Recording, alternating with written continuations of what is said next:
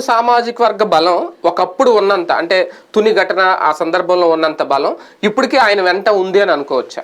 ప్రాక్టికల్గా ఇక్కడ కాపు సామాజిక వర్గం ఒక లీడర్ చుట్టూ ఎక్కడ తిరగట్లే. అది పవన్ కళ్యాణ్ చుట్టూనూ తిరగట్లేదు, అంబటరాంబాబు వెనకాల తిరగదు, కన్నబాబు వెనకాల తిరగదు, ముద్రగడ వెనకాల తిరగదు. కాకపోతే కుల పెద్దల కింద గౌరవం ఇస్తారు. అదే అన్న వాళ్ళతో కంపేర్ చేసుకుంటే కుల నాయకుడే కదా. సామాజిక వర్గంలో రెడ్డి సామాజిక వర్గంలో కుల నేతలు ఉండరు, పార్టీ నేతలే కుల నేతలు. కానీ అలాగని మా కుల నేతలు అని చెప్పుకోరు, వాళ్ళు పార్టీ నేతలుగా అని చెప్పుకుంటారు. బట్ కాపు సామాజిక వర్గంలో ఒక్కటే కుల నేతల కింద ప్రొజెక్ట్ అయిన వాళ్ళు హరిరామ్ జోగయ్యను, ముద్రగడ పద్మనాభం. దానివల్ల వాళ్ళు నష్టపోయారు కూడా. వాస్తవంగా ఒకప్పుడు గెలిచి పార్లమెంట్ సభ్యుడిగా గెలిచినటువంటి ముద్రగడ పద్మనాభం ఎందుకని రాజకీయంగా తర్వాత దెబ్బతిన్నాడు? ఒక కులానికే పరిమితం కావడం. ఉట్టి కాపు కులం అన్నటువంటి ప్రాతిపదికనైతే చిరంజీవి లాగానే అయిపోతుంది, లేదా ముద్రగడ హరిరామ్ జోగయ్య లాగానే అటు ఇటు కాకుండా అయిపోతాడు.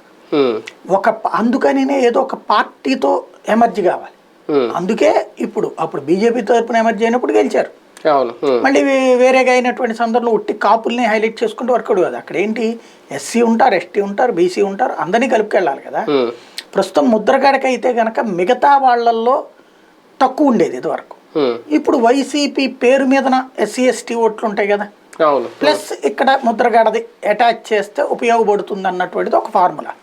అంటే కొంత ఓటు బ్యాంక్ నైనా అటు వెళ్లేదాన్ని, కూటమికి వెళ్లేదాన్ని ఇటు వైసీపీకి తీసుకొచ్చే పరిస్థితి ముద్రగడ దగ్గర ఇప్పుడు ఉందా?